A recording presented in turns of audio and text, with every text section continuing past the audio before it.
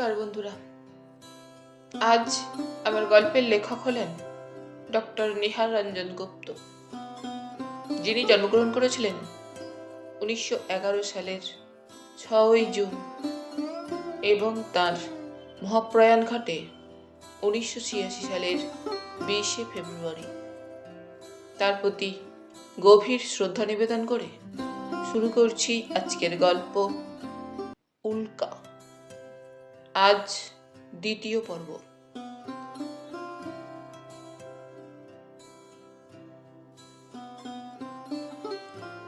Doctor সরকার অরুণাংশুকে সঙ্গে করে নিয়ে সোজা দোতলায় একেবারে তার স্টাডি রুমে এসে ঢুকলেন। ভৃত্য মধুও সঙ্গে সঙ্গে এসেছিল। ভৃত্যকে কিছু খাবার দেওয়ার জন্য বলে ডক্টর অরুণাংশুকে একটা চেয়ার দেখিয়ে বসালেন। বসো অরুণাংশু। মধু কতকটা যেন বিস্মিত হয়েই ভিতরে চলে গেল। তুমি আমাকে অনেক খুঁজেছ অরুণাংশু, না? হ্যাঁ, এই 3 দিন। আশ্রম থেকে একটা আমায় চিঠি লিখলে না কেন? আমি নিজে গিয়ে তোমাকে নিয়ে আসতাম। মহারাজ মারা যাওয়ায়। সে কি, মহারাজ নেই? না, দীর্ঘ 25 বৎসর আগেকার এক ঝড়জলের রাত্রির কথাই ডাক্তারের মনের মধ্যে বারবার আনাগোনা করছিল। রাজীবের সেই কুৎসিত কদাকার মাংসপিণ্ডবৎ জ্বর শিশু এই বীভৎস দানবে পরিণত হয়েছে। 25 বৎসর, একটা আধটা দিন নয়, 25 বৎসর। রাজীব একবারও খোঁজ করেনি এই হতভাগ্যের। কই, তিনিও তো সেই যে মহারাজের হাতে ওকে তুলে দিয়ে এসেছিলেন, তারপর আর একদিনের জন্য খোঁজ নেননি। ভুলেই তো গিয়েছিলেন। ভৃত্য একটা প্লেটে করে কিছু আহার্য নিয়ে এলো। ডাক্তার অরুণাংশুকে বললেন, খেয়ে নাও অরুণাংশু। ভৃত্যের দিকে ফিরে বললেন, একতলায় আমার লাইব্রেরি ঘরের পাশের ঘরটায় বিছানা পেতে দে মধু। এই বাবু সেই ঘরেই থাকবেন। মধু চলে গেল। পরম তৃপ্তির সঙ্গেই অরুণাংশু আহার করলে। সমস্ত শরীরটা যেন জুড়িয়ে গেল। ডাক্তার প্রশ্ন করলেন, পেট ভরল অরুণাংশু? আর কিছু খাবে? না, আর কিছু চাই না। একটু পরে ভৃত্য ফিরে এলো ঘরে, সব ঠিক করে দিয়ে। ডাক্তার প্রশ্ন করলেন, সব ঠিক করে দিয়েছিস? আগে হ্যাঁ। চলো অরুণাংশু, শোবে চলো। দুজনে দোতলা থেকে নিচে নির্দিষ্ট ঘরের মধ্যে এসে প্রবেশ করলেন। মাঝারি আকারের ঘরখানা। আসবাবপত্র সামান্যই। দুধারে কতগুলি ডাক্তারি যন্ত্রপাতি টেবিলের পরে সাজানো। একধারে একটা খাটের উপরে শয্যা পাতা হয়েছে। অরুণাংশুর দিকে তাকিয়ে এবারে ডাক্তার বললেন, এই ঘরেই তুমি থাকবে অরুণাংশু। পাশের ঘরেই আমার লাইব্রেরি। যা পড়তে চাও সব রকমের বই তুমি সেখানে পাবে। কোনো কুণ্ঠা বা লজ্জা করো না। স্বামীজি যখন তোমাকে আমার কাছেই আসতে বলেছেন, তুমি আমার কাছেই থাকবে। অরুণাংশু সত্যি মুগ্ধ বিস্মিত হয়ে গিয়েছিল ডক্টর সরকারের মিষ্টি মধুর ব্যবহারে। চোখে জল এসে যায় তার। বলে, আপনার এ দয়ার ঋণ জীবনেও আমি শোধ করতে পারবো না ডাক্তারবাবু। এখন বুঝতে পারছি সত্যিই ভগবান আছেন। ডাক্তার হেসে ফেললেন, ভগবান, ঋণ? তুমি তো জানো না, একদিক হতে তুমি আমার সন্তানেরও অধিক। মাটি স্পর্শ করবার আগে আমার এই হাত দুটি তুমি প্রথমে স্পর্শ করেছিলে। আবার এই দুটি হাতেই তোমাকে পৃথিবীর স্বর্গ হতে অজ্ঞাতবাসে রেখে এসেছিল।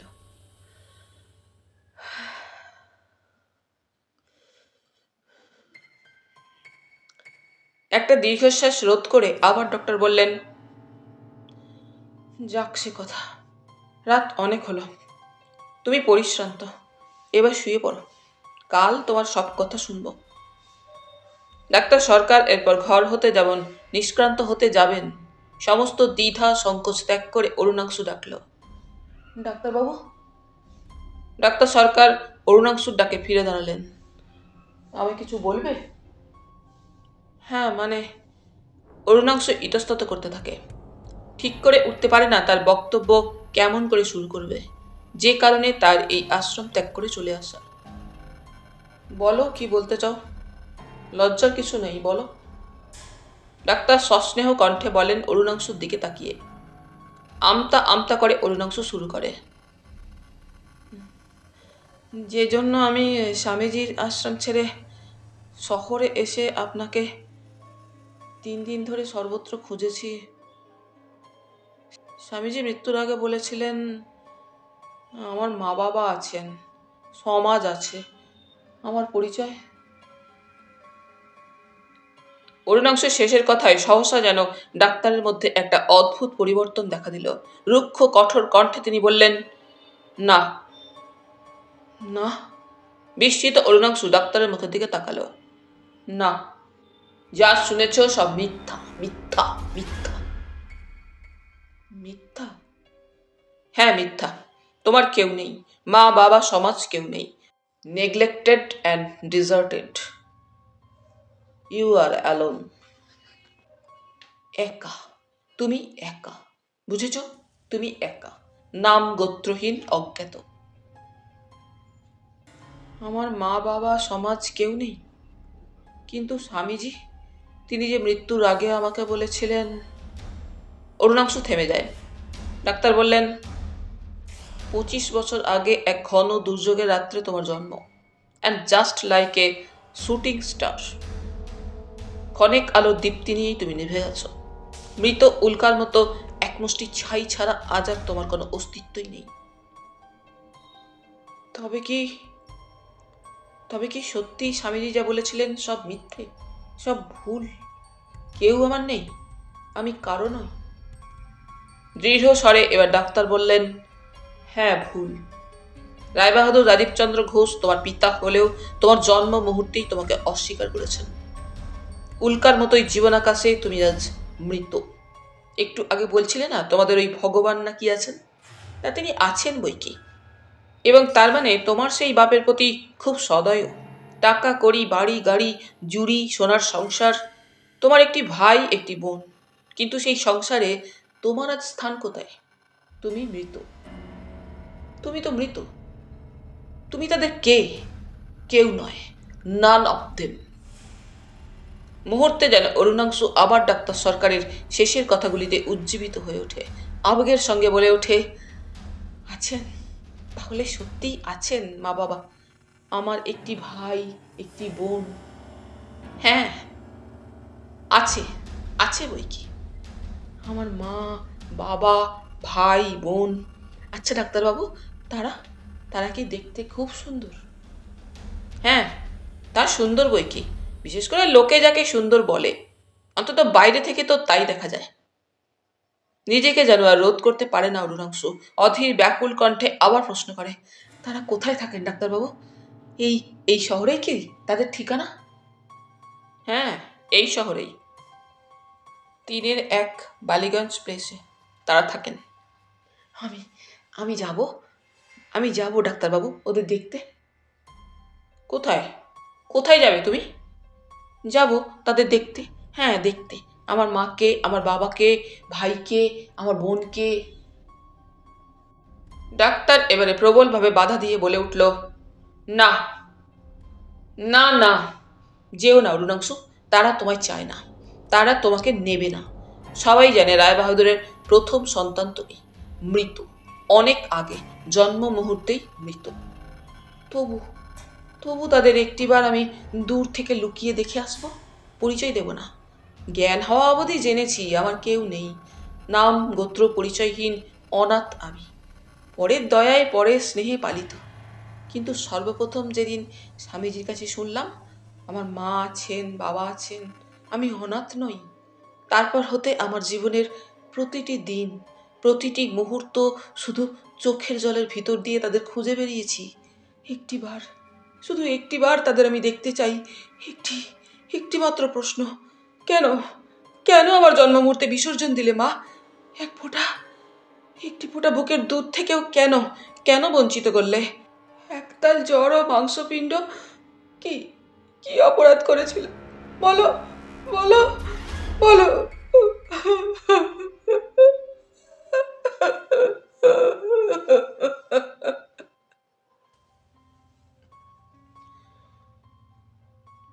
ঝরঝর করে অরুণাংশুর দু চোখের কোল বেয়ে অশ্রু নেমে আসে। অনেকক্ষণ ধরে কেঁদে বুকের গুরুভারটা লাঘব হলো যেন অরুণাংশুর। কিন্তু চেয়ে দেখলে যেন ডক্টর সরকার ঘরে নেই।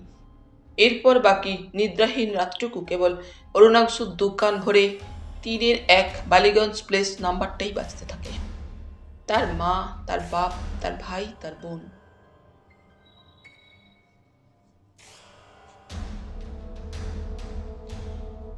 পূর্বেকার আবাসস্থল নয়, এ রাজীবের নতুন বাড়ি। বালিগঞ্জ প্লেসে রায়বাহাদুর রাজীব ঘোষের প্রকাণ্ড ইমারত। কলকাতা শহরের একজন বিখ্যাত ধনী ভাগ্যবান ব্যবসায়ী রাজীব ঘোষ। নিজের অসাধারণ অধ্যবসায়ে ও নিষ্ঠায় রাজীব তার পিতৃ সম্পত্তিকে বৃদ্ধি করে বহুগুণে পরিণত করেছে। আনন্দের সুখের সংসার তার। ঘরে তার দুটি সন্তানের জননী সুন্দরী প্রেমময়ী স্ত্রী কমলা। দুটি সন্তানের মধ্যে বড় ছেলে সুবীর ও ছোট মেয়ে গোপা। সুবীরও ইতিমধ্যেই ব্যবসায়ের ক্ষেত্রে প্রচুর সুনাম অর্জন করেছে। কতই বা বয়স হবে সুবীরের? বছর 23 মাত্র। উঁচু লম্বা বলিষ্ঠ গঠন এবং সুবীর তার অসাধারণ রূপ লাবণ্যময়ী মায়ের চেহারারই ঠিক আদলটি পেয়েছি যেন। আর কন্যা গোপা মায়ের মতো সুন্দরী না হলেও মন্দ নয় দেখতে। মোট কথা রায়বাহাদুর রাজীব ঘোষের মতো এরা দুটি সন্তান কেউই কুৎসিত নয়। সুবীর বা গোপা দুজনের একজনকে দেখলেও মনে হবে না তারা রাজীবের সন্তান। বাপের সঙ্গে চেহারার দিক দিয়ে দুটি সন্তানের কারোই এতটুকু সৌসাদৃশ্যই নেই। রাজীবের বয়সের অনুপাতে চেহারার মধ্যে অনেকখানি পরিবর্তন এসেছে এই দীর্ঘ 25 বৎসরে। মাথার চুল প্রায় সবই পেকে গিয়েছে। আরও রোগা, আরও কৃশ হয়ে গিয়েছে রাজীবের শরীর। এবং কৃশ হওয়ার দরুন রাজীবকে দেখতে আজকাল যেন আরও কুৎসিত দেখায়। যৌবনের জৌলুসে চেহারাও আকৃতির মধ্যে সামান্য যেটুকু ছিল সেটুকু নিঃশেষ করে পড়েছে এই দীর্ঘ বৎসরের ব্যবধানে। ওই দিনটা ছিল পুত্র সুবীরের জন্মদিন।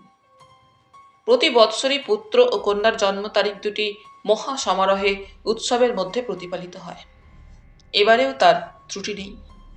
ভোরবেলাতেই গাড়িতে চেপে রাজীব সস্ত্রীক পুত্র কন্যা সহ মায়ের মন্দিরে পূজা দিতে গিয়েছিলেন।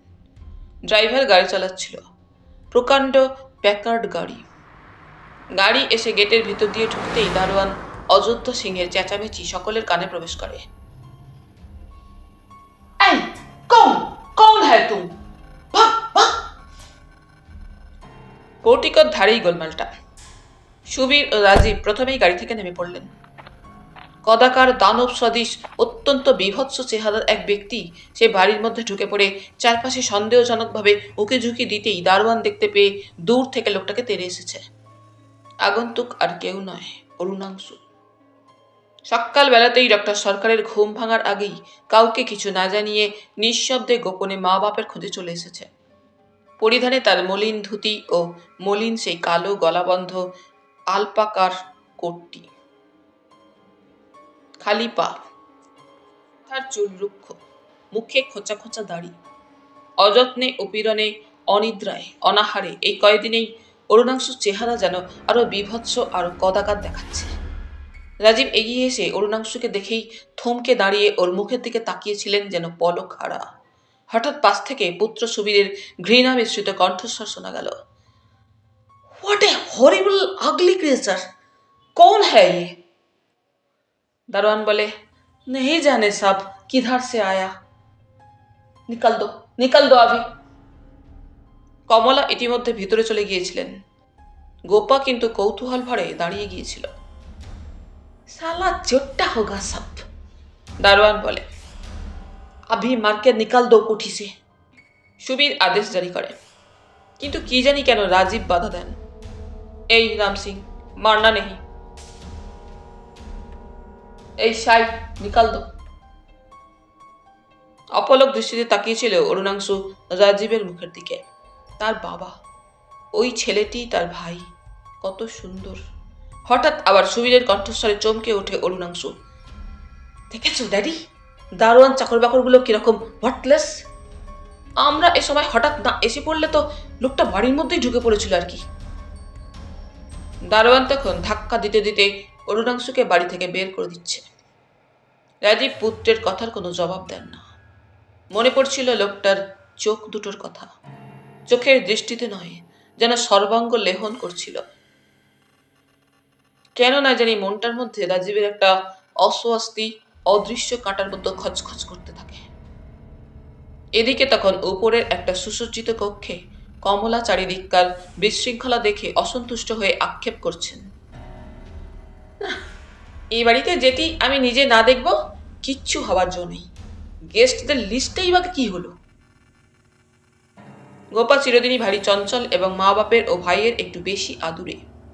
গোপা মাকে ধরে একটা সোফার উপর বসিয়ে দিতে দিতে বলে, এই সোফাটায় একটু চুপ করে নিশ্চিন্ত হয়ে বসো তোমার সপ্তাহতেই তাড়াতাড়ি মন্দিরে গিয়ে তাড়াতাড়ি বাড়িতে এসে তাড়াতাড়ি সব ঠিক করে দিচ্ছি, দেখো কিছু ভাবতেই হবে না। বলতে বলতে গোপা হাসতে থাকে। কমলা মেয়ের হাসি দেখে কিন্তু রেগে ওঠেন এবং বলেন, কি যে হাসিস গোপা, এতক্ষণ পর্যন্ত তোমাদের কারো সময় হলো না একবার মিলির একটা খোঁজ নিতে হোস্টেলে। গোপা পূর্ববাদ হাসতে হাসতে মায়ের কথায় প্রতিবাদ জানায়। বাবারে বাবা, হবে হবে, এক্ষুনি দেখছি।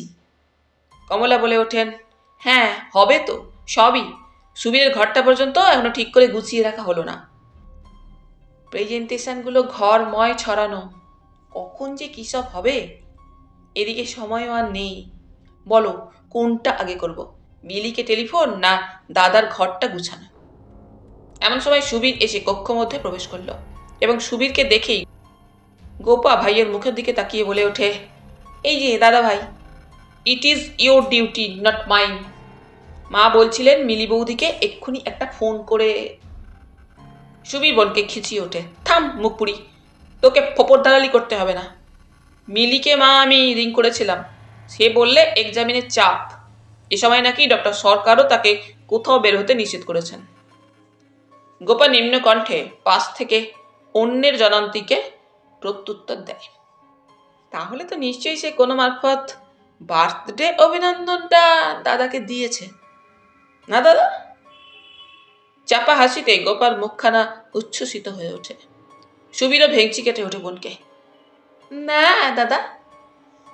ভাই বোনের মধ্যে এমনি ধারা কলহ সর্বদা লেগেই আছে, কারণ দুজনেই পিঠোপিঠি।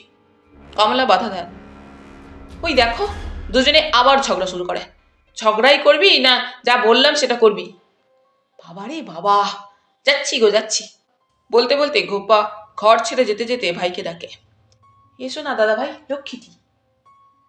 সুবীর বোনকে অনুসরণ করে। এমন সময় রাজীব এসে কক্ষে প্রবেশ করলেন। কি আবার কি হলো? আবার চেঁচামেচি শুরু করলে কেন? কমলা স্বামীর কথায় রেগে ওঠেন এবং বলেন, চেঁচাই কি সাধে? এ বাড়ির মধ্যে কারো কি এতটুকু হুঁশ আছে? বেলা দুপুর গড়াতে চললো, এখনো সাজানো গোছানোই হলো না, আর একটু পরেই সব গেস্টরা আসতে শুরু করবেন। সরকার মশাইকে বলেছিলাম বাজারটা করে নিয়ে আসতে, তা তিনিও গেছেন তো গেছেন। কমলার কথা শেষ হতে না হতেই বৃদ্ধ সরকার মশাই ঘরে এসে ঢুকলেন। তাকে দেখে কমলা প্রশ্ন করেন, কি বাজার করে আনলেন? হ্যাঁ মা, সবই এনেছি, কিন্তু ভেটকি আধমন এনেছি, কিন্তু গলদা চিংড়ি কত আনতে হবে তা তো কই বলে কিছু দেননি।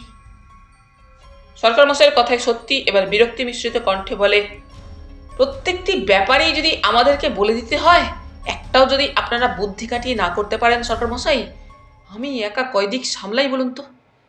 সুবীরের এতগুলো জন্মদিন গেল, প্রত্যেক বাড়ি তো আপনিই বাজার করেন, তবু আজ বলে দিতে হবে গলদা চিংড়ি কত আসবে? রাজীব তাড়াতাড়ি সমাধান করে দেন, যাও প্রফুল্ল, হিসাব মতো মাছ নিয়ে এসো গিয়ে, 2-5 বেশি না হয় এনো। আগে তাই না হয় যাই। সরকার মশাই মাথা চুলকাতে চুলকাতে প্রস্থান করলেন। কমলা বিরক্তি মিশ্রিত কণ্ঠেই বলতে থাকে অতঃপর, সত্যি আমার হয়েছে মরণ, আসছেবার থেকে এই হাঙ্গামাই আর করবো না। রাজীব স্ত্রীকে ভালো করেই চেনেন, তাই তার কথায় মৃদু মৃদু হাসতে থাকেন। কমলা স্বামীর হাসিতে কিন্তু বিরক্ত হয়ে বলে, তুমি হাসছ, তা কি আর করি বলো, ঝড় উঠলে ঘরে খিল তুলে বসে থাকাই বুদ্ধিমানের লক্ষণ। রাজীব জবাব দেন। কমলা বলে, তা তো বলবেই, ছেলে যেন আমার একার, যাক এবারটা ভালোই ভালোই পার হয়ে। এদিকে শুনেছ বোধহয় রুবি আসবে না? হ্যাঁ, সুজিত ঠাকুরপোকে চিঠি দিয়েছিলে? রাজীব গম্ভীর নিরুৎসুক কণ্ঠে জবাব দিলেন, আশীর্বাদ পাঠিয়েছে। হ্যাঁ, সেই একই জবাব। আমি জানতাম দেশে আসবে না, তবু তুমি বারবার অনুরোধ করো, এবারও বলেছিলাম। কমলা বলে, আশ্চর্য, সেই ঠাকুরপো সুবীরের 23টা আর গোপার 15টা জন্মদিন গেল, একবারও এলেন না। অথচ রাজীব বললেন, 25 বছর আগে সেই যে এক দুর্যোগের রাতে আমার বাড়ি ছেড়ে সে চলে গেল, আর দ্বিতীয়বার সে আমার গৃহে পদার্পণ করলে না। তাই তো মাঝে মাঝে আমার ভয় হয় কমলা, হয়তো হয়তো শেষ পর্যন্ত সুবীরের হাতে সে তার মেয়ে মিলিকে তুলে দিতে। কমলা স্বামীর কথায় যেন প্রতিবাদ জানান, কি যে তুমি বলো, 5 বছর ধরে বাগদান হয়ে আছে মিলির সঙ্গে সুবীরের বিবাহ হবে।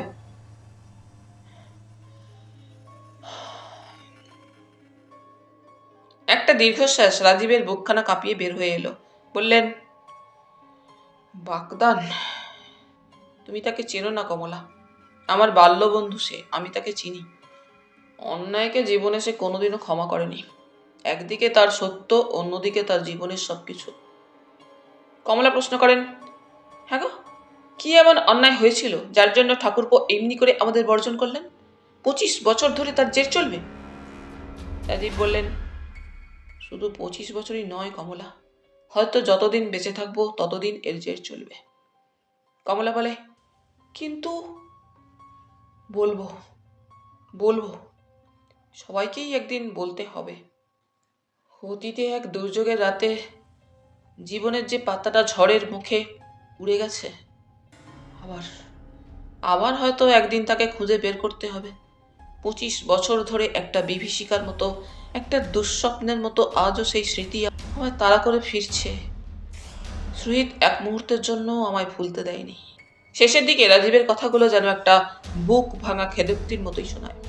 মনে হয় যেন একটা কথা রাজীবের বুকের পাঁজরাগুলো ভেঙে বের হয়ে আসছে। রাজীবের সমস্ত মুখখানার উপরে যেন সহসা একটা করুণ ব্যথা ও অনুশোচনার ছায়া কালো হয়ে নেমেছে। কমলা অবাক বিস্ময়ে স্বামীর মুখের দিকে তাকিয়ে থাকে। চিরদিনই একটু গম্ভীর প্রকৃতির স্বামী তার, ইদানিং কয়েক বছর যেন আরো গম্ভীর হয়েছেন। এ ধরনের চাঞ্চল্য বড় একটা ইতিপূর্বে সে স্বামীর দেখেনি। আর এদিকে হতভাগ্য অরুণাংশু সারাটা দিন ভূতের মতো কলকাতার রাস্তায় রাস্তায় ঘুরে ঘুরে বেড়ালো। অকল্পনীয় দুঃখে সমস্ত বুকখানা যেন তার ভেঙে গুড়িয়ে যাচ্ছিল। তার বাপ তাকে চিনতে পারবে না, এমনি করে দূর দূর করে বাড়ি থেকে গলা ধাক্কা দিয়ে বের করে দেবে, এই যেন সে স্বপ্নেও ভাবেনি। হয়তো হয়তো তিনি তাকে চিনতে পারেননি, কিন্তু পরক্ষণেই আবার গত রাত্রের ডক্টর সরকারের কথা মনের মধ্যে ভেসে ওঠে। তারা তোমায় চায় না, তাদের কাছে তুমি আজ মৃত, তাদের তুমি কেউ নও, তাদের কাছে তুমি যেও না। কিন্তু কি আশ্চর্য, বারবার বিতাড়িত হয়েও অরুণাংশুর তাদের কথাই মনে পড়ে। তার ভাই, তার বোন, তার বাপ, তার মা, কি অপরূপ সুন্দর দেখতে তার মা, আর তার সন্তান হয়ে সে কি কুৎসিত। একমাত্র কুৎসিত বলেই কি তার মা বাবা তাকে তার জন্ম মুহূর্তে বর্জন করেছেন? তবু তবু সে তাদেরই তো সন্তান। সত্যি অরুণাংশু যেন আর ভাবতে পারে না, ক্ষুধা তৃষ্ণার কথাও সে ভুলে যায়। রাত্রির অন্ধকারে পায়ে পায়ে আবার অরুণাংশু তার পিতৃগৃহের পশ্চাতে এসে দাঁড়ালো। উৎসবান্তে সমস্ত বাড়িটা যেন এখন ক্লান্ত হয়ে ঘুমিয়ে পড়েছে। অত বড় বাড়িটা একেবারে নিস্তব্ধ, কোথাও কোনো সাড়া নেই, শব্দ নেই। বাবা তাকে চিনতে পারেননি, তাড়িয়ে দিয়েছেন সত্য, কিন্তু তার মাও কি তাকে চিনতে পারবেন না? অমনি করেই তাড়িয়ে দেবেন? মাকে একটিবার না শুধিয়ে সে যাবে না। একটিবার সে জিজ্ঞাসা করবে তার মাকে, মা গো, তুমিও কি আমায় চিনতে পারছো না? তাড়িয়ে দেবে? প্রাচীর টপকে অরুণাংশু পশ্চাতের বাগানে প্রবেশ করল। তারপর জলের পাইপ বেয়ে বেয়ে উপরের দোতলার বারান্দায় গিয়ে উঠল। বারান্দার আলো নিভানো, চাঁদের আলো এসে পড়েছে। এই বাড়ির কোন ঘরে কে আছে কে জানে। বারান্দার বড় ওয়াল ক্লকটা একঘেয়ে কেবল টক টক শব্দ করে চলেছে। সময় চলে যায়। সামনেই একটা ঘরের দরজা খোলা পেয়ে পা টিপে টিপে অরুণাংশু ভিতরে গিয়ে প্রবেশ করল। কি মিষ্টি ফুলের গন্ধ! খোলা জানালা পথে ঘরের মধ্যে অজস্র চাঁদের আলো প্রবেশ করেছে। সেই আলোতেই অরুণাংশু দেখল চারিদিকে অজস্র জিনিসপত্র ও পদ্ম ও রজনীগন্ধা ছড়ানো। পালঙ্কের উপরে দুগ্ধ ফেননিব শয্যায় কে ওই গভীর নিদ্রায় মগ্ন? কে? এগিয়ে গেল অরুণাংশু। ওই তো সকালবেলাকার দেখা সেই সুদর্শন যুবক, তার ভাই, তার ছোট ভাই, মায়ের পেটের ছোট ভাই। এগিয়ে গেল অরুণাংশু শয্যার শিওরে। অতি সন্তর্পণে নত হয়ে আলগোছে গভীর স্নেহে একটি চুম্বন এঁকে দিল ছোট ভাইটির মাথার চুলে। আবার নিঃশব্দে পায়ে পায়ে ঘর থেকে বের হয়ে এলো। পাশের ঘরে গিয়ে প্রবেশ করল। শয্যার উপরে শুয়ে তার বাপ রাজীব ঘোষ নত হয়ে অশ্রুসজল চোখে একটি প্রণাম জানালো ঘুমন্ত পিতার দুটি চরণে। কিন্তু মা, মা কোন ঘরে? ঘুরতে ঘুরতে অরুণাংশু একেবারে শেষ প্রান্তের বড় ঘরটার মধ্যে প্রবেশ করল। এই ঘরের মধ্যেও সামান্য চাঁদের আলো এসে জানালা পথে প্রবেশ করেছে। পাশাপাশি দুটি পালঙ্কে, একটিতে কমলা, অন্যটায় গোপা শুয়ে গভীর নিদ্রায় মগ্ন। মা, তার মা। এগিয়ে গিয়ে পালঙ্কের পাশে মায়ের পায়ের সামনে বসল অরুণাংশু। মা, তার মা। দুহাতে মার পা দুটো চেপে ধরে তার মধ্যে অশ্রু ভেজা মুখখানা গুজে বলে ওঠে, মা, মা, মা। অরুণাংশু স্পর্শে কমলার ঘুম ভেঙে যায়। অল্প আলো আঁধারে কিছুই সে দেখতে পায় না। কেবল মনে হয় কিসে যেন পা দুটো তার টেনে ধরে আছে। কে? কে আমার পায়ের কাছে? কে? কোনো সাড়া নেই। কে? কে? গোপা, গোপা, দেখ তো কে আমার পা চেপে ধরেছে। গোপা, গোপা। চেঁচিয়ে ওঠে কমলা। মায়ের ডাকে গোপারও ঘুম ভেঙে যায়। কি? কি হলো মা? দেখ তো কে, কে যেন আমার পা চেপে ধরেছে। গোপা চেঁচিয়ে ওঠে, বাবা, দাদা, দাদা। কে? একটা ঝাঁকুনি ও লাথি দিয়ে অতি কষ্টে কমলা পা দুটো তার ছাড়িয়ে নেয়। ওদিকে গোপার ডাকে সুবীর ও রাজীব ঘুম ভেঙে ঘরের দিকে ছুটে আসেন। কি হয়েছে গোপা? কি হয়েছে মা? সুবীর ঘরের সুইচটা টিপে আলোটা জ্বেলে দেয়। মুহূর্তে ঘরের অন্ধকার দূরীভূত হলো এবং উজ্জ্বল আলোয় এতক্ষণে সবকিছু পরিষ্কার হলো। সুবীর ও রাজীব এবং কমলা ও গোপা সকলেরই যুগপৎ দৃষ্টি গিয়ে পতিত হয় কমলার খাটের ধারে অপরাধীর মতো নিঃশব্দে দণ্ডায়মান অরুণাংশুর প্রতি। কে? কে ওখানে? কমলাই বলে ওঠে প্রথমে। সুবীর কিন্তু প্রথম দর্শনেই অরুণাংশুকে চিনতে পেরে বলে ওঠে, আরে এ তো সেই দানবটা, বেটা চোর, এই জন্যই সকালে বাড়ির মধ্যে ঢুকেছিল। এগিয়ে গিয়ে সুবীর রাগ ও উত্তেজনার বসে গোটাকতক চর ও ঘুষি এলোপাথারি অরুণাংশুর মুখে পটাপট বসিয়ে দেয়। আশ্চর্য, অরুণাংশু শব্দই পর্যন্ত করে না, কেবল ফ্যাল করে কমলার দিকে কেমন করে যেন তাকিয়ে থাকে। সুবীরের রাগটা যেন অরুণাংশুর কোনো প্রতিবাদ বা সাড়া না পেয়ে আরো দ্বিগুণ হয়ে ওঠে। আবার সে অরুণাংশুর গালে কয়েকটা চর বসায়। একটা চোর! এতক্ষণে অরুণাংশু যেন কি বলবার চেষ্টা করে। আমি আমি চোর নই মা। সুবীর চেঁচিয়ে ওঠে, এই দারোয়ান, বৃন্দাবন, সুকাকুর, চোর চোর, আমি আও। বলতে বলতে আবার গোটা কতক চর কাসায় অরুণাংশুর গালে সুবীর। একটা চোর নাও, তোকে আজ মেরেই ফেলবো, রাত্রে ঘরে ঢুকে চোরের মতো। এমনি সময় কি জানি কেন কমলা বলে ওঠে, ছি সুবীর, মেরো না ওকে, আজ তোমার জন্মদিন, কাউকে মারতে নেই। সুবীর চেঁচিয়ে ওঠে, না মারবে না, পুজো করবে, বেটা চোর।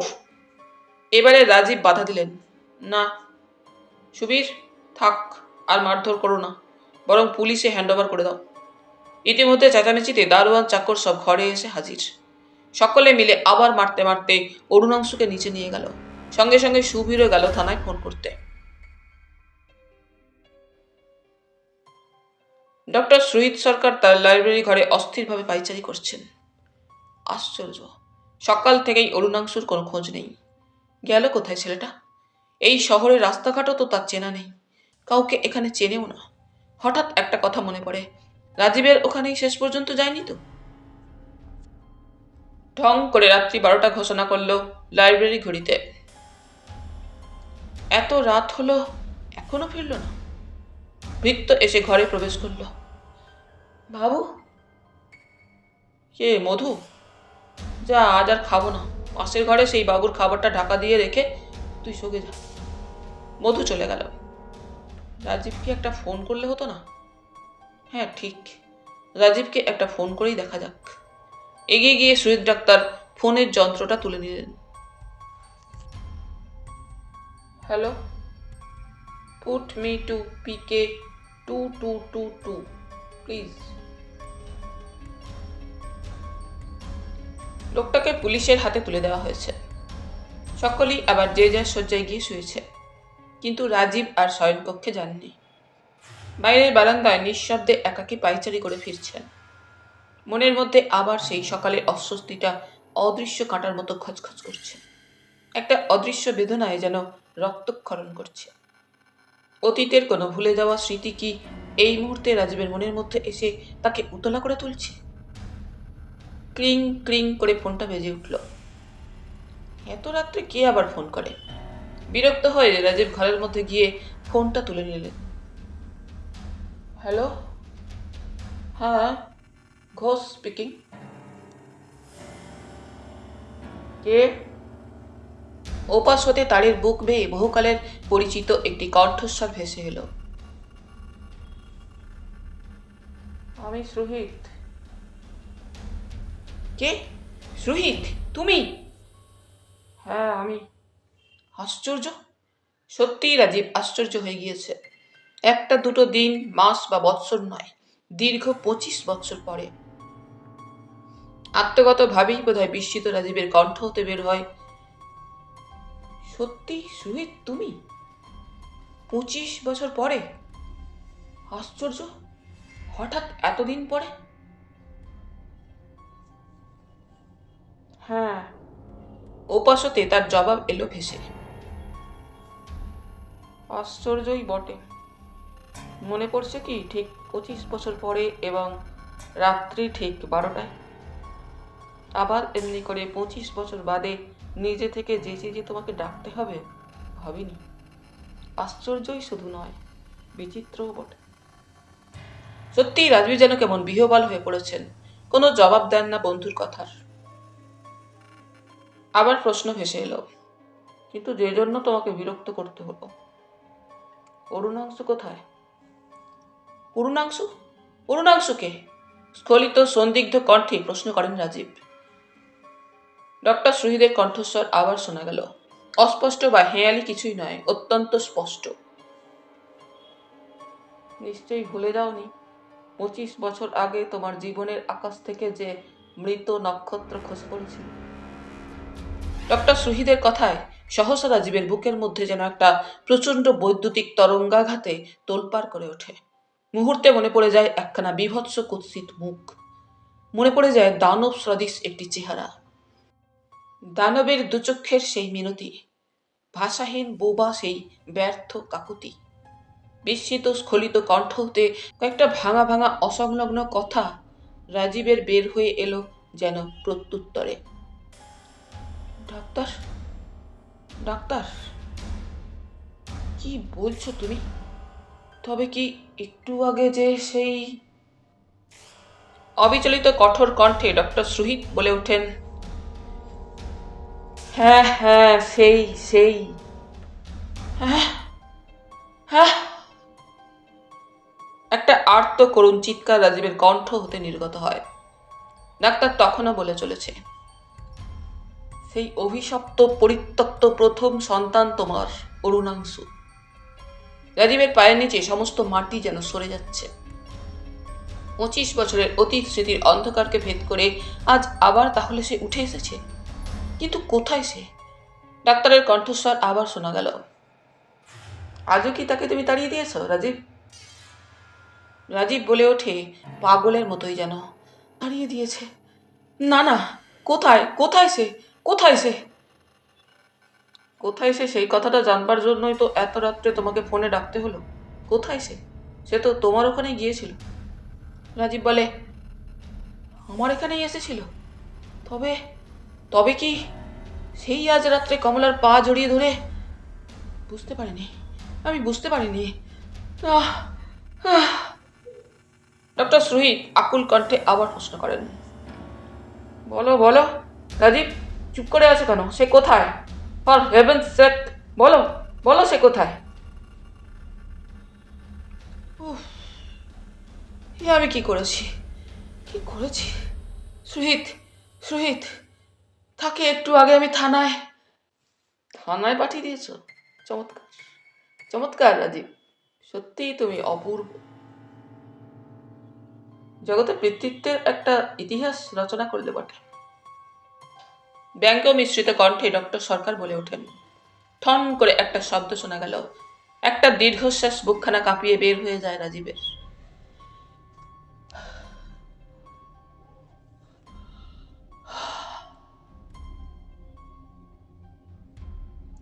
এদিকে সত্যি সত্যিই তখন থানায় ছোটবাবু সুবিমল সেন সামনে অরুণাংশুকে দাঁড় করিয়ে তাকে দিয়ে স্বীকারোক্তি করাবার জন্য প্রশ্নের পর প্রশ্ন বর্ষণ করে চলেছেন। কিন্তু নিশ্চুপ অরুণাংশু। ছোটবাবু ও নাছোড়বান্দা। বেটার কুঁয়ো দেখেছ হনুমান সিং? বেটা দেখতে যেমন দানবের মতো ভূত, একেবারে পাক্কা ক্রিমিনাল। এতদিন কোথায় ছিল চোখে ধুলো দিয়ে তাই ভাবছি। দীর্ঘকাল বাংলাদেশে থেকে বিহারী নন্দন হনুমান সিং ভাঙা ভাঙা বাংলা বলতে পারে বলে, নতুন রং রুট বলে মালুম হচ্ছে ছোটবাবু, লেকিন দেখনে সেই পরচান বাচ্চে, বহুত উমদা চিজ আছে। আরে সালवा बोल ना, कहाँ से এলে এ শহর মে? ছোটবাবু সঙ্গে সঙ্গে খিচি ওঠে আবার। বল না বেটা, কতদিন হলো এখানে এসেছিস? রায় বাহাদুরের বাড়িতে এবার ঢুকলি কি করে? এতক্ষণে অরুণাংশু কথা বলে। অপরাধ হয়ে থাকে বিচারে যে শাস্তি হয় দিন, কিন্তু আমি চোর নই। চোর নই বেটা, একেবারে সাক্ষাৎ সাধু। খিচি ওঠে। থাকিস কোথায় এখানে? কেউ তোকে চেনে? না, কেউ চেনে না। তবে থাক বেটা গারদ ঘরে, দেখা যাবে কাল সকালে। দারোগার হুকুমে আপাতত গারদ ঘরেই পুড়ে রাখা হলো অরুণাংশুকে। রাজীব আর অপেক্ষা করতে পারলেন না। ওই রাত্রিতেই একা গাড়ি চালিয়ে ছুটে এলেন ডক্টর শহীদের বাড়িতে। অত রাত্রে ডক্টর রাজীবকে দেখে তো অবাক, বুঝতে পারেন তার আগমনের হেতুটা। এই বক্রভাবে তাকিয়ে প্রশ্ন করলেন,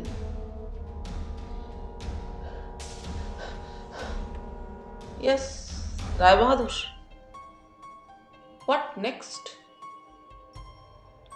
এতকাল পরে সত্যি কি তাহলে মনে পড়ল হতভাগ্য পরিত্যক্ত এক শিশুর কান্না? সব শুনতে প্রস্তুত হয়েই তো এসেছেন রাজীব। বললেন, বলো বলো ভাই, সব সব শুনবো বলেই প্রস্তুত হয়ে আজ আমি এই রাত্রেই ছুটে এসেছি।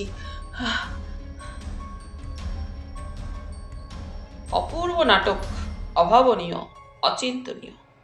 Really it's a drama. ব্যথিত কণ্ঠে রাজীব বলেন, হ্যাঁ নাটকই বটে।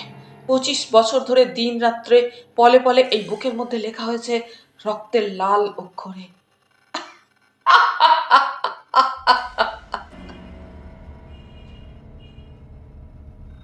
সুহিত হেসে ওঠেন। সত্যি যেন একটা পরম কৌতুকের ব্যাপার ঘটেছে। হাসছ? বিশ্বাস করো, আমি ভুলিনি। একটি মুহূর্তের জন্যেও তাকে আমি ভুলতে পারিনি। বাহ বাহ, চমৎকার, অপূর্ব, কি অপূর্ব। হ্যাঁ, হলো নি তাহলে? হ্যাঁ, অভিনয় করেছি নিজের সঙ্গে, সমাজের সঙ্গে, সকলের সকলের সঙ্গে।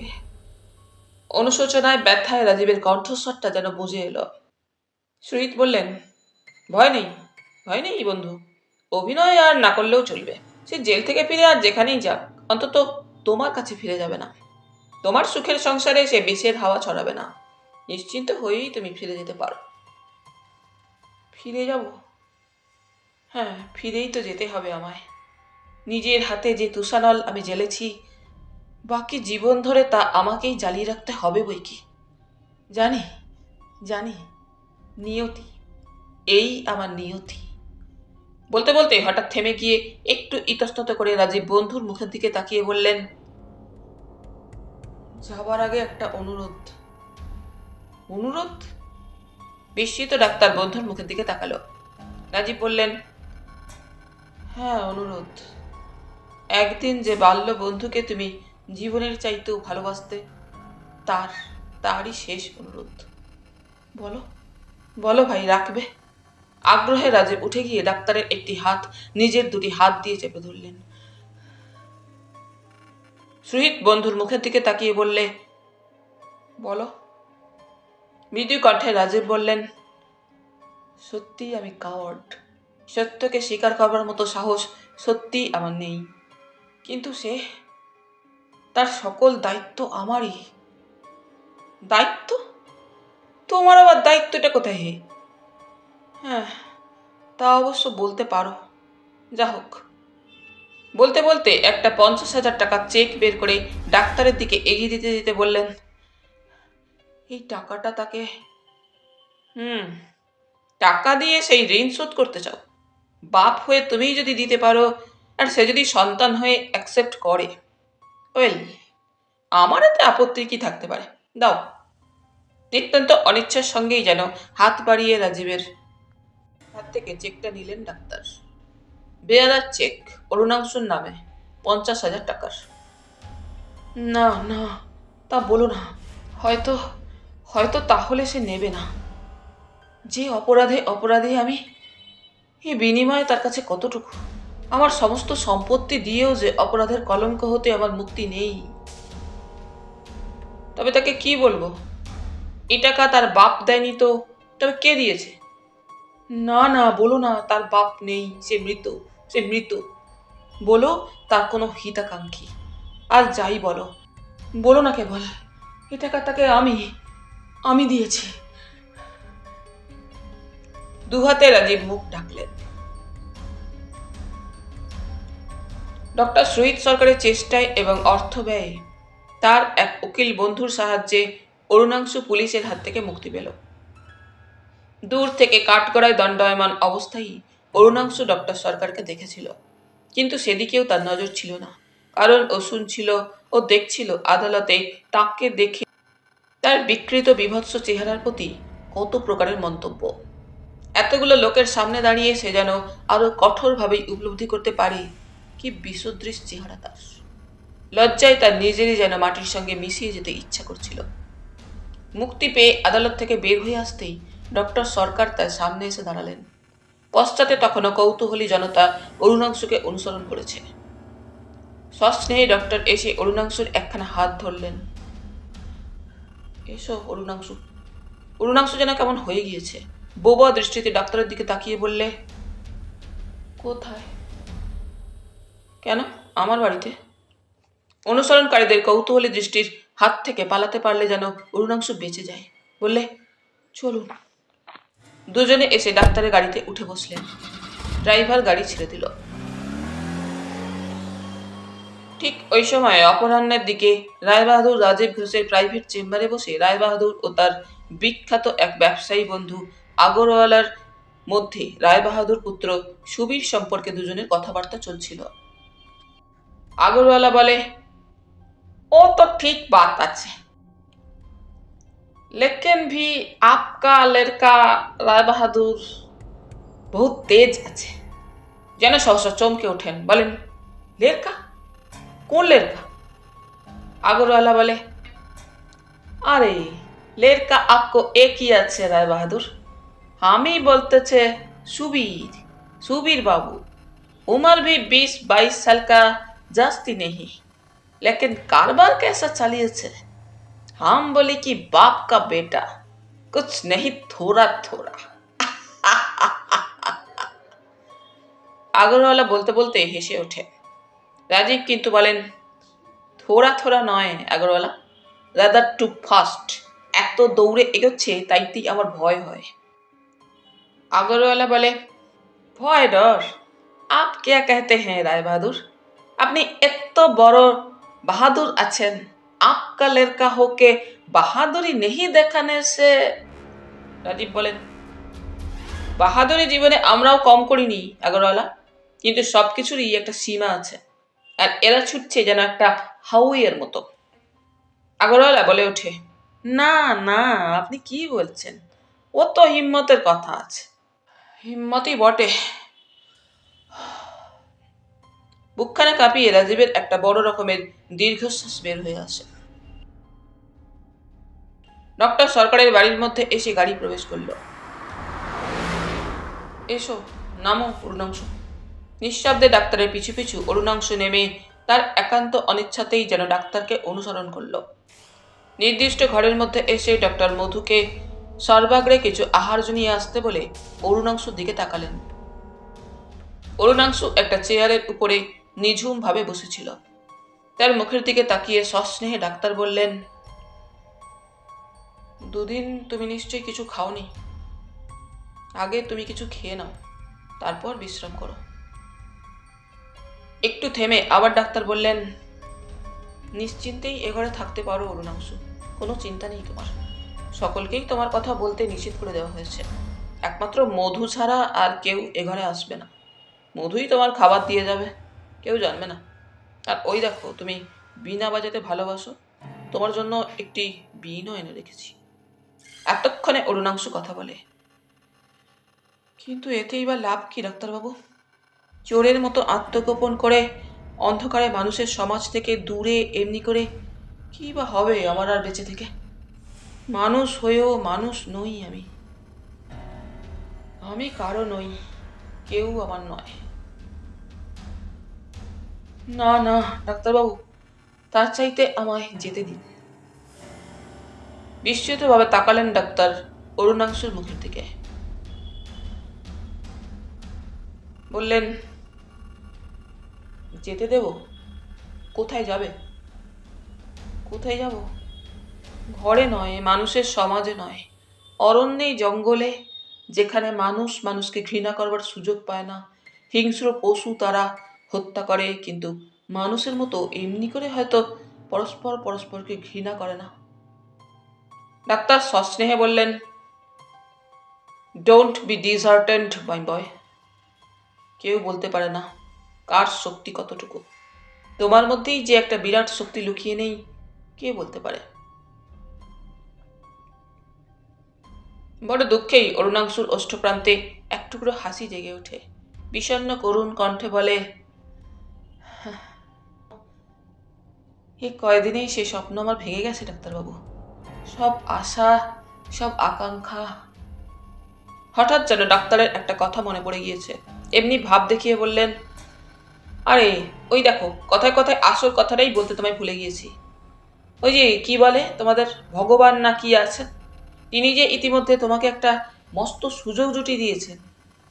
বিস্মিত অরুণাংশু ডাক্তারের মুখের দিকে তাকিয়ে প্রশ্ন করে, সুযোগ? ডাক্তার বলেন, হ্যাঁ হ্যাঁ সুযোগ। এই যে 50,000 রুপিস, বুঝলে, 50,000 টাকা। Now you can start a new life. 50,000 টাকা? বিস্মিত হতবাক অরুণাংশু আবার প্রশ্ন করে, সুযোগ? ডাক্তার বলেন, হ্যাঁ হ্যাঁ ধরো, 50,000 রুপিস, সব সব তোমার। 50,000 টাকা সব আমার? অরুণাংশ স্বপ্ন দেখছে না তো? 50,000 টাকার চেক, কিছুই যে ও বুঝতে পারে না। ডাক্তার বলেন, ইয়েস, তোমারই টাকা, ধরো নাও। অরুণাংশ বলে, আমি যে কিছুই বুঝে উঠতে পারছি না ডাক্তারবাবু। টাকা? এত টাকা কে আমায় দেবে? একমাত্র দিতে পারতেন যিনি, স্বামীজি বা তিনি। ও বুঝেছি, আপনি এ টাকাগুলো আমায় দিচ্ছেন। ডাক্তার হেসে উঠলেন, আমি? খেপেছ? এত টাকা কোথায় পাবো? আর doctor is after all a doctor, not a black marketer. তবে এই টাকা এলো কোথা থেকে? ডাক্তার বলেন, মনে করো তোমার ভগবান, তোমারই কোনো এক পরম হিতৈষী হিতাকাঙ্ক্ষীর হাত দিয়ে এ টাকাটা তোমাকে পাঠিয়ে দিয়েছেন। চকিতে বিদ্যুৎ চমকের মতোই যেন ঘন চিন্তার অন্ধকারের একটা সম্ভাবনা মনের পাতায় উকি দিয়ে যায় অরুণাংশুর। কিন্তু তাও কি সম্ভব? তার বাবা? না না, পরক্ষণেই মনের মধ্যে প্রবল প্রতিবাদ জেগে ওঠে, অসম্ভব। আর তাই যদি হয়তো সে এ টাকা নেবে তো? না, কেন? কেন নেবে? কিন্তু তাছাড়া কারই বা এত টাকা তাকে দেওয়া সম্ভব? কি ভাবছো অরুণাংশু? ধরো চেকটা। ডাক্তারের কথা চমকে উঠে অরুণাংশু মুহূর্তে তার সংকল্প স্থির করে নেয়। বলে, দিন। হাত বাড়িয়ে চেকটা নেয়। ভৃত্য খাবার নিয়ে এসে ঘরে প্রবেশ করল। রাত বোধ করি 12টা বেজে গিয়েছে। রাজীব একাকী তার বাড়ির নিচের তলায় অফিস কক্ষের মধ্যে পায়চারি করছেন। সেই রাত্রির পর হতে বুকের মধ্যে যেন চিন্তার বৃশ্চিক দংশন চলছে অহোরাত্র। 24 ঘন্টায় বারবার একখানা বীভৎস ভয়ঙ্কর মুখ ভেসে ওঠে। কুৎসিত মুখের মধ্যে দুটি চক্ষুর নীরব সকরুণ মিনতি যেন তাকিয়ে আছে ওর দিকে। বলতে চায় যেন সেই দৃষ্টি, বলো, বলো, কেন, কি অপরাধে আমাকে ত্যাগ করেছ? কেন, কেন? সহসা এমন সময় ঘরের ভেজানো দ্বারটা একটু শব্দ জাগিয়ে খুলে গেল। চমকে ফিরে তাকাতেই রাজীব যেন ভূত দেখার মতোই চমকে দুপা নিজের অজ্ঞাতেই পিছিয়ে এলেন। ঘরের মধ্যে প্রবেশ করেছে অরুণাংশু। নিঃশব্দে দরজার কপাট দুটো আবার ভেজিয়ে দিল অরুণাংশু। বিস্মিত হতবাক রাজীবের কণ্ঠ হতে কেবল দুটি মাত্র শব্দ উচ্চারিত হলো, তুমি, তুমি। মৃদু কণ্ঠে অরুণাংশু বললে, ভয় পাবেন না, এক্ষুনি আমি চলে যাব। বলতে বলতে বাপের কাছে এগিয়ে এসে পকেট হতে চেকটা বের করে বাপের সামনে তুলে ধরে শান্ত নির্লিপ্ত কণ্ঠে বললে, শুধু চেকটা, যা আপনি ডক্টর সরকারের হাতে দিয়ে এসেছিলেন, ফেরত দেওয়ার জন্যই। বিস্মিত রাজীব অরুণাংশুর মুখের দিকে কিছুক্ষণ নির্বাক হয়ে তাকিয়ে থেকে অবশেষে অতি কষ্টে কোনো মতে যেন, কিন্তু বলো, সত্যিই আমি তোমাকে দিয়েছি অরুণাংশু। জানি, কিন্তু ও তো আমি নিতে পারি না। নিতে পারো না? কেন, কেন অরুণাংশু? কারণ এর উপর যে আমার কোনো অধিকার নেই। অধিকার নেই? এবারে দৃঢ় শান্ত কণ্ঠে অরুণাংশু প্রত্যুত্তর দিল, না, অধিকার নেই। আমার পরিচয়কেই যখন আপনি স্বীকার করেননি, তখন কোন পরিচয় আপনার ওই দানের পরে আমার অধিকার আসবে বলুন? আচ্ছা, আমি যাই, আমায় আমায় ক্ষমা করবেন। অরুণাংশ চলে যাবার জন্যই এবারে ফিরে দাঁড়ায়, কিন্তু রাজীবের ব্যাকুল কণ্ঠ সেও বোধহয় শুনেছিল।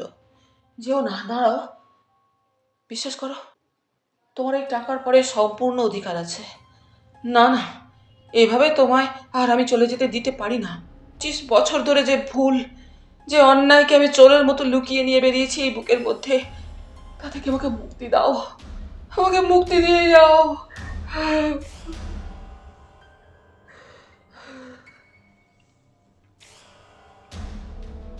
কান্নায় কণ্ঠস্বর রাজীবের জড়িয়ে এলো। পিতার এত্তাদৃশ আচরণে অরুণাংশু নিজেও কম বিস্মিত হয়নি। নিজের বুকের মধ্যে এই কয়দিন ধরে যে দুঃখের দারুণ দহন চলছিল, পিতার এই মুহূর্তের কণ্ঠস্বরের মধ্যেও যেন সেই দুঃখেরই স্পর্শ সে পেল। বরফ গলতে শুরু করে। বুকের মধ্যে জমাট বরফটা গলছে। রাজীব তখনও বলছেন, পারছি না, আর আমি এ সহ্য করতে পারছি না অরুণাংশু। আপনি আপনি কি যেন বলবার চেষ্টা করে অরুণাংশু। ব্যাকুল কণ্ঠে রাজীব বলে ওঠেন, হ্যাঁ অরুণাংশু, জগৎ শুদ্ধ সবাই দেখেছে, এমনকি সকলের সঙ্গে তুমিও জেনেছ। তোমার জন্ম মুহূর্তেই তোমাকে আমি ত্যাগ করেছি। ত্যাগ করেছিলাম সত্য, সেই মুহূর্তটুকুই বড় হয়ে রইল, কিন্তু তার পরের একটা যুগের ইতিহাস, যা একমাত্র আমি এই বুকের মধ্যে বয়ে নিয়ে বেড়ালাম, আজও বেড়াচ্ছি। কেউ তো জানেনি ত্যাগটা হলো সত্য, আর এটা হলো মিথ্যে। প্রথম যৌবনের একটা ক্ষণিক ভুল, তার মাসুল কি আজও শোধ হয়নি? শোনো অরুণাংশু, আজ আর কোনো কথাই গোপন করব না। চেয়ে দেখো আমার নিজের এই কুৎসিত চেহারা। জ্ঞান হওয়া অবধি আমার নিজের এই কুৎসিত চেহারা প্রতি পদে যেন আমাকে নিষ্ঠুর ব্যঙ্গ করেছে। চিরদিন আমার নিজের এই কুৎসিত চেহারার জন্য প্রত্যেকে আমাকে এড়িয়ে গিয়েছে।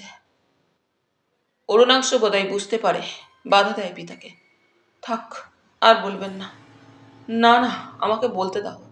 আমার সীমাহীন পাপের প্রায়শ্চিত্ত অন্তত তোমার কাছে আমার সব কথা বলে কিছুটা করতে দাও।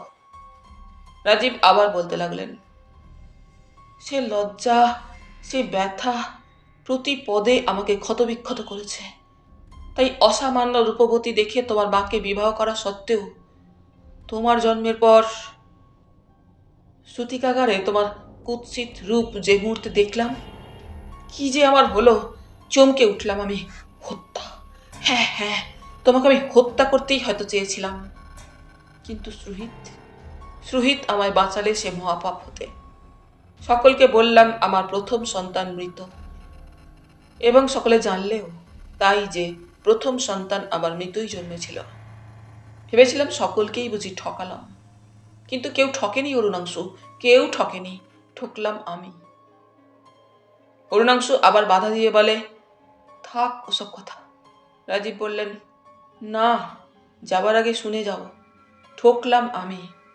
ভুলতে তোমাকে আমি পারিনি, এক দিনের জন্যেও নয়, একটি মুহূর্তের জন্যও নয়। চুপ করুন বাবা, চুপ করুন, আমি বুঝেছি। রাজীব বললেন, অরুণাংশু, তাই টাকা দিয়ে তোমার অমর্যাদা আমি করব না, আর তা চাইও নি। তোমার পাওনা যে এর থেকে অনেক অনেক বেশি, সে পাওনা তোমায় মেটাতে গেলে আজ আমার নিজের মুখোশই খুলে পড়বে। লোকে জানবে আমার সত্যিকারের পরিচয়টা কি, কি জঘন্য, কি নীচ। না না, তার কোনো প্রয়োজন নেই বাবা, আর তার কোনো প্রয়োজন নেই। এই অধম সন্তান আপনাকে ছোট করবে না বাবা, আমি নেব, ওই টাকা আমি নেব। দিন, আমায় দিন। হাত বাড়িয়ে চেকটা ফেরত নিতে নিতে অরুণাংশু আবার বলে, কিন্তু এত টাকা, এ দিয়ে আমি কি করব? এত তো আমার প্রয়োজন নেই। অরুণাংশুর কথা শেষ হলো না। সহসা বন্ধ দরজার বাইরে থেকে মৃদু করাঘাত শোনা গেল, এবং সেই সঙ্গে সুবীরের কণ্ঠস্বর, বাবা, বাবা। শুধু অরুণাংশুই নয়, রাজীবও যেন চমকে ওঠেন, বিব্রত হয়ে পড়েন। কিন্তু অরুণাংশুই তাকে এ আসন্ন বিপদ হতে যেন রক্ষা করলে। বললে, সুবীর, আমি ওই আলমারিটার পিছনে লুকোচ্ছি, আপনি দরজা খুলে দিন। বলতে বলতে রাজীবকে দ্বিতীয় আর কোনো কথা উচ্চারণ করবার অবকাশ মাত্র না দিয়ে ঘরের মধ্যে বড় আলমারির পশ্চাতে গিয়ে আত্মগোপন করল। রাজীব এগিয়ে দরজাটা খুলে দিলেন। সুবীর এসে কক্ষে প্রবেশ করল। বাবা, রাজীব ছেলের মুখের দিকে তাকিয়ে প্রশ্ন করলেন, ব্যাপার কি সুবীর, এত রাত্রে? এ কি, তুমি কোথাও বের হচ্ছ নাকি? সুবীর বললে, ইয়েস ড্যাড, অত্যন্ত ইম্পর্ট্যান্ট ও আর্জেন্ট একটা ট্রানজাকশনও আছে আজ রাত্রেই, if I can do it, 50,000 টাকা লাভ। রাজীব বিস্ময়ের সঙ্গে সুধান, বলো কি, এক রাত্রের ট্রানজাকশনেই 50,000 টাকা লাভ? কিসের ট্রানজাকশন সুবীর? সুবীর বলে, তুমি তো সবই জানো ড্যাডি, এক্সপোর্ট অ্যান্ড ইম্পোর্ট। আমায় 50,000 টাকার একটা বেয়ারা চেক দাও ড্যাডি, ডান হাত দিয়ে কিনবো, বাঁ হাতে বেচবো। রাজীব বলেন, তা বেয়ারার চেক কেন? পার্টিটা নতুন, তাছাড়া হাতে হাতেই মাল বেচা কেনা হবে, বেয়ারার চেক দিলেই সুবিধা হবে।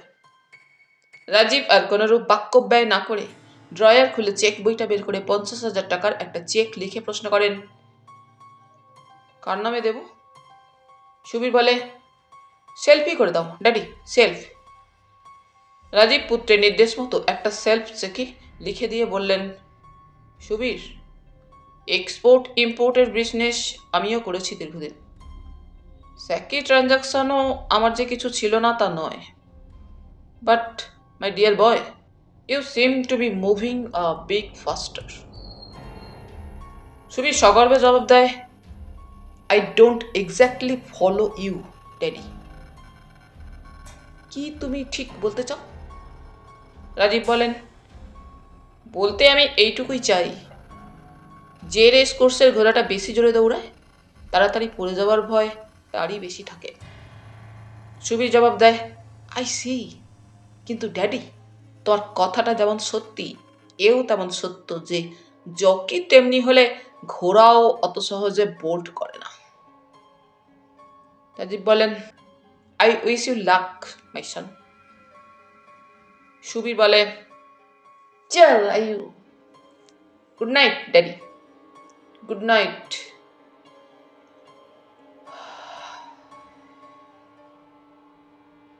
বুকখানা কাঁপিয়ে রাজীবের একটা দীর্ঘশ্বাস বের হয়ে আসে।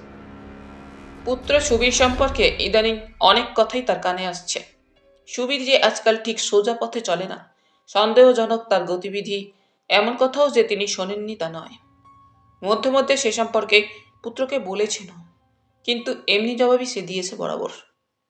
সুবীরের পায়ের শব্দ বারান্দায় মিলে যেতেই অরুণাংশু ধীর পদে আবার আলমারির অন্তরাল হতে বের হয়ে এগিয়ে যায় খোলা দরজাটা বুঝি বন্ধ করতে। অরুণাংশু বলে, দূরটা বন্ধ করে দিই। সহসা রাজীব অরুণাংশুকে বাধা দিয়ে আর্ত কণ্ঠে যেন বলে ওঠেন, না না, থাক, খোলাই থাক। 25 বছর ধরে যে বিষের হাওয়া এবাড়ির কক্ষে কক্ষে পুঞ্জীভূত হয়ে উঠেছে, তাকে আজ বের হয়ে যেতে দাও, বের হয়ে যেতে দাও। তথাপি অরুণাংশু দরজাটা বন্ধ করে দিয়ে ফিরে দাঁড়িয়ে বলে, তার তো আর কোনো প্রয়োজন নেই বাবা। আমার পরিচয়ের স্বীকৃতি তো আমি পেয়েছি, টাকাগুলো আপনার কাছেই থাক। আমার যা যখন দরকার হবে আপনার কাছ থেকেই চেয়ে নেব। তারপর আরো একটু এগিয়ে এসে পিতার পায়ের তলায় নত হয়ে প্রণাম করতে করতে বলে, আশীর্বাদ করুন বাবা, যা আজ আপনার কাছে আমি পেলাম, বাকি জীবনটা আমার যেন তাইতেই ভরে থাকে। ওঠো অরুণাংশু, হতভাগ্য আমি, কি আশীর্বাদ আর আমি তোমায় দেব। ভগবান, ভগবান তোমার মঙ্গল করবেন। এবারে আমি তাহলে যাই বাবা, অরুণাংশু বলে। যাবার আগে শুধু একটা কথা বলে যাও অরুণাংশু। জানি কোনো অধিকারী আর তোমার উপরে আমার নেই, তবু তবু বলে যাও, মাঝে মাঝে তুমি আসবে। আসবো। অন্ধকারে চারিদিক যখন ঢেকে যাবে, কেউ কোথাও জেগে থাকবে না, আপনার কাছে আমি আসব। দরজাটা খুলে বাইরেটা একবার দেখুন বাবা, কেউ কোথাও আছে কিনা, আমি এবারে যাব। অরুণাংশু নিজেই এগিয়ে বাইরে একবার উঁকি দিয়ে বের হয়ে গেল। রাজীব নিশ্চল পাষাণের মতো দাঁড়িয়ে রইলেন। তোমার অক্ষম দুর্বল হতভাগ্য বাপকে ক্ষমা, ক্ষমা করো অরুণাংশু। তাহলে বন্ধুরা, আজ এই পর্যন্তই। গল্প পাঠ তোমাদের ভালো লেগে থাকলে তোমাদের কাছে আবারও অনুরোধ থাকলো, লাইক, শেয়ার এবং সাবস্ক্রাইব করে তোমাদের মূল্যবান মতামত পাঠানোর জন্য। ধন্যবাদ।